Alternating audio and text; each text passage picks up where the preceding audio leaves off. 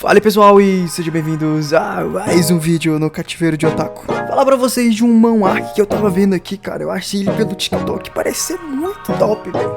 O nome do manhwa é The Dark Mage Returning to Enlistment. Parece muito bom. O nome do manhwa já dá um spoiler do que mais ou menos é a história, que é basicamente um mago negro que se alista no exército. Vocês vão entender um pouquinho quando eu começar a falar da história.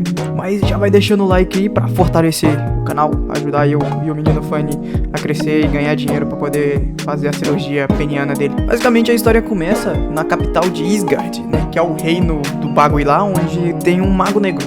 E esse mago negro aparentemente é o protagonista da nossa história. E tá tendo uma comoção meio que na via principal da cidade, tá ligado? Porque essa cidade medieval geralmente tem uma via principal onde os cavaleiros descem do castelo e saem pelo portão principal pra poderem travar em guerra, essas paradas, né? Tava tendo uma comoção nessa via principal, pois o herói tinha voltado pra cidade. Tava todo mundo desesperado pra ir ver o herói. Tinha um casal de irmãos, a propósito, indo ver ele. Esse casal de irmãos que tá passando, né, pra ir ver o herói na via, topam com o nosso protagonista, que é o Mago Negro, tá? Ele fica até surpreso, a criança, né, o irmão mais velho fica surpreso, porque ele disse que o Mago Negro é um mago amaldiçoado. Logo em seguida, esse Mago Negro encontra com uma espécie de santa e joga uma cabeça no chão, né, dizendo que um dos últimos riscos, a Isgard morreu. É uma das ameaças que tem pro reino. A santa diz que em nome do império ela vai agradecer ele, porém o mago já corta ela e pede para que ela cumpra a promessa que ela fez a ele.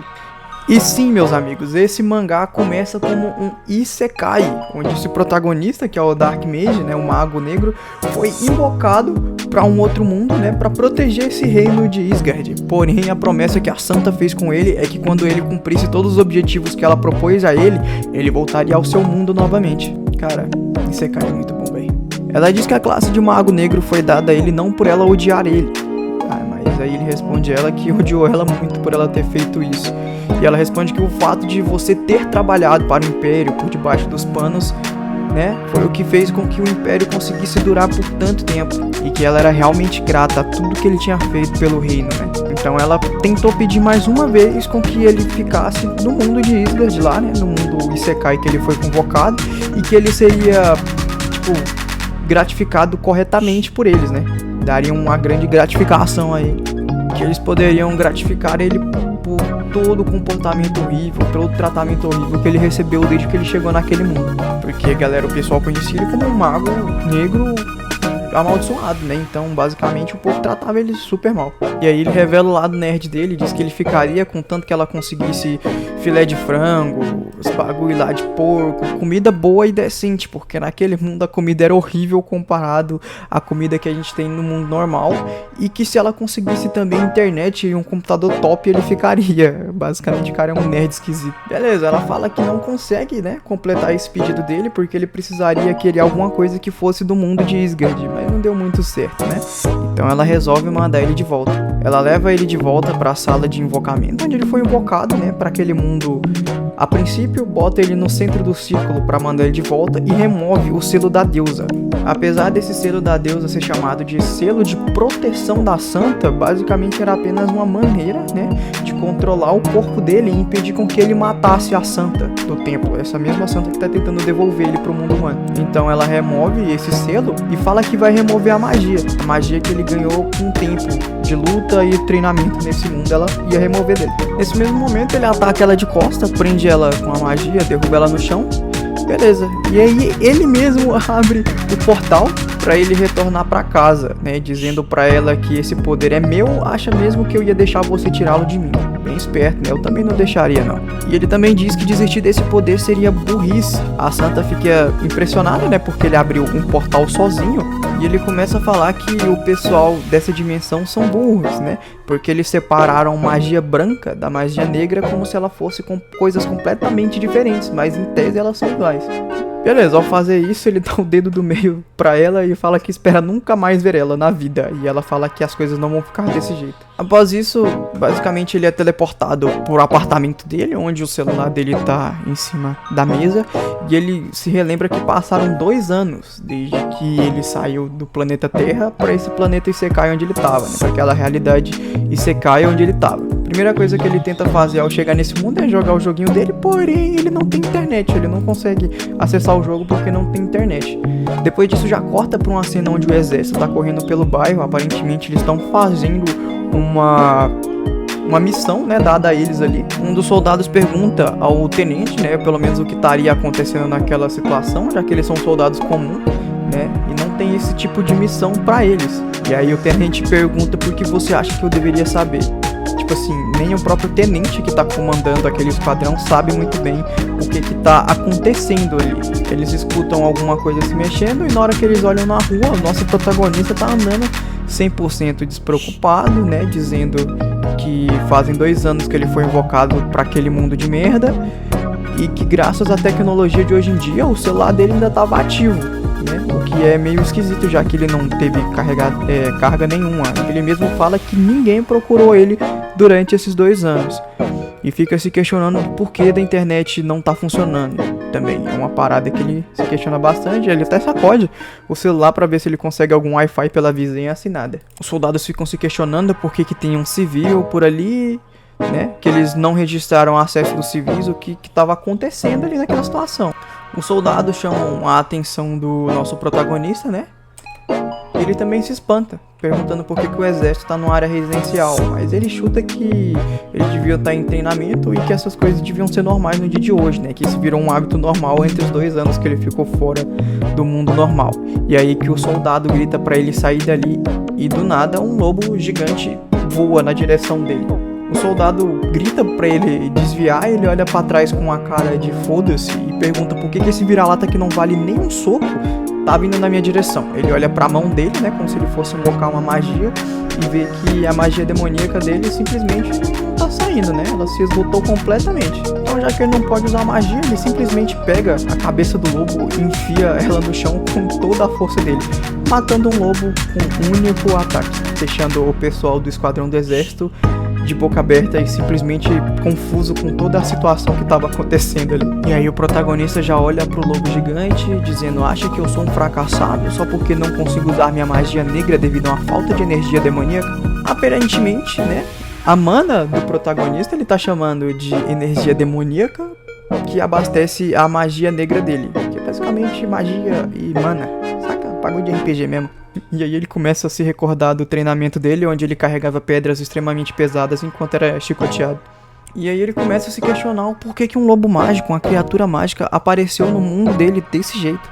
Ele vai falar com o pessoal do exército, só que o pessoal do exército tá assustado e pede pra que ele não chegue perto. Mas pulando essa partezinha cômica, e aí o mangá agora começa a explicar pra gente um pouco mais sobre a história desse mundo onde o protagonista tá. Aparentemente, né, a Coreia onde ele tá ali, o mundo humano onde ele tá normal, não é igual ao nosso hoje em dia. Ele já foi, mas aí aconteceu o fenômeno das dungeons, tipo o que acontece em Solo Leveling, que aparece os portal e tu tem que entrar pra poder fechar os portal. E começaram a aparecer os super-humanos, né, os despertados, igual é em Solo Leveling também. Todos eles tinham classes, habilidades específicas, e eles se juntaram ao exército, né, para impedir com que esses danos à humanidade fossem muito grandes. Então, até antes dele ser invocado pela Santa, o perigo para civis era mínimo, não tinha perigos, tá ligado? E aí volta de novo pra conversa dele com o soldado, onde ele deixa explícito que ele só queria jogar o jogo dele, né? Deixa explícito pra nós, ele não fala específico pro soldado que tá levando ele. E o soldado se questiona que como é que ele não sabia disso tudo. Ele fala que estava em outro mundo, né? Em outro mundo não, em outro país. Na verdade, fora do país, mas ele não fala que estava em outro mundo. E aí o soldado fica suspeito, né? Porque a situação que está acontecendo ali na Coreia é a mesma situação pro mundo inteiro. Mas depois da demonstração de força que ele teve com o lobo ali, o soldado também não ia se meter na história dele, não. E pelo jeito que o soldado tá falando, cara, parece que se passaram muito mais do que 2 anos. Mas o protagonista não fala sobre nada e o mangá até o 2º capítulo não deixou muito específico assim, não. Tá, o soldado fala que ele tirou nota máxima em teoria dos monstros e dungeonologia, que agora são matérias novas estudadas na faculdade. O soldado começa a explicar que aquele caos todo estava acontecendo porque o número e a quantidade de dungeons estavam aumentando e a quantidade de monstros gigantescos que estavam saindo de lá era muito maior do que o exército conseguia lidar, e que por causa disso o exército não conseguia controlar mais as dungeons, e a situação chegou ao ponto de terem que bloquear algumas áreas civis, ou seja, eles estavam começando a perder cidades, né, para os exércitos dos monstros que saíam das dungeons.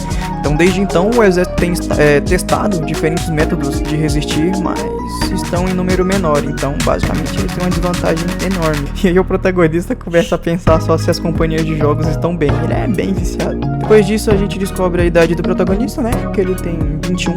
E aí o soldado já diz que ele tem que se alistar em breve. Porque, pra quem não sabe, na Coreia, o alistamento é obrigatório. Então, você tem que ficar 2 anos no exército, né? Servindo, basicamente. Porém, nesse mundo é diferente. Lá são 5 anos para a corporação dos caçadores e 3 anos para tropas comuns. Mas como a situação piorou nos últimos tempos, se você tem 21, provavelmente já tem a carta de alistamento e ele tem que ficar durante 5 anos, né, trabalhando pro exército. E aí o protagonista já começa a conferir no celular dele e vê tem uma mensagem de alistamento também com o título chamado da nação. Como se fosse bem patriótico para ele fazer isso. Lá tem a data, né, do alistamento e a divisão onde ele vai participar. E já voltando pro mundo, o alistamento dele já é no dia seguinte, que triste. E aí eles começam a trocar ideia e o Prota fica animado porque o guarda pediu pra ele ir na lan house, né? Porque aparentemente ele viu a data de alistamento errada. E aparentemente o Prota tem um passado ruim, né? Que ele diz que os pais dele desapareceram, então ele se intocou em casa e ficou jogando desde então. E aí que ele foi invocado pra Isgard quando ele tava na 12ª série. Provavelmente é um ensino médio deles, ele devia estar no equivalente ao 2º ano do ensino médio. E aí ele fica todo empolgado e diz que a Lan House é das melhores coisas da humanidade, são o paraíso esquecido da humanidade, basicamente. É isso que ele deixa explícito que as Lan House são pra ele. E aí ele fica na Lan House baianando um pouco, joga pra caralho até ele cansar, né? E aí ele começa a ler umas notícias que os danos dos monstros aumentaram, que os caçadores não estão dando conta, e o povo comentando que vai morrer, né, basicamente, e comentando que dungeons apareceram no bairro, e as dungeons aparecem assim mesmo, em qualquer lugar elas estão lá. O Prota começa a pensar que se ele tivesse todos os poderes dele, ele conseguia limpar, né, todas as dungeons tranquilamente, mas que por algum motivo o corpo dele tá completamente esgotado, não tem nenhuma energia, e que a fonte principal da magia dele não tinha como ele usar, né? Que ele só tinha basicamente força bruta. Nesse momento o Prota vai pro local do alistamento dele, encontra muita gente chorando, se despedindo dos pais, pá. E aí o Prota começa a se perguntar porque o soldado diz que o exército não é o que ele acostumava ser. Então ele se pergunta se eles seriam tão rígidos quanto em Isgard, já que o protagonista foi basicamente torturado pra treinar, tá ligado? E já tem um sargento lá putaço xingando o povo que tá lá pra recrutamento, já olha pro pessoal e fala: ajeitem a postura, seus desgraçados. Tipo, bem coisa de filme mesmo, sabe? E aí o Prota lembra do povo que treinou ele em Isgard e fala que os instrutores comparados a eles são até legais. E aí o comandante que tá lá na frente perguntando se alguém queria se alistar nos caçadores, né? Porque não conseguiu, era pra levantar a mão. E fala sobre os benefícios e fala que os caras ganham 3 milhões de won. O salário inicial deles é 3 milhões de won. O que na cotação atual daria tipo uns 11 mil reais. É pouco, mano, pra tu meter a porrada em monstro e quase morrer. É muito pouco. Ninguém se voluntaria, né, obviamente, porque é um serviço muito perigoso. E aí o comandante diz que foi só uma formalidade. Então não era pra eles se preocuparem com isso agora. Só que eles se surpreendem, porque tem um voluntário, e é obviamente o Prota que tá se voluntariando. E aí o Prota já dá uma demonstraçãozinha, né? Ele pula pra cima do palco do lado do comandante, quebrando o chão onde ele tava e quebrando um pouco do palco, né? Voando por cima de todos os outros recrutas. E aí o pessoal do exército, obviamente, fica impressionado, né? E ele fala que gostaria de se inscrever na Corporação dos Caçadores de Monstros. O recruta é Kim Min-jong. E é isso, rapaziada. Por hoje fica por aqui. Tá? Eu vou postar provavelmente 2 vídeos desse bagulho essa semana. Espero que vocês tenham gostado. E é nóis. Falou, é nóis. Esquece não, pô. Escreve aí, dá like pra ajudar na cirurgia do fone de reconstrução peniana.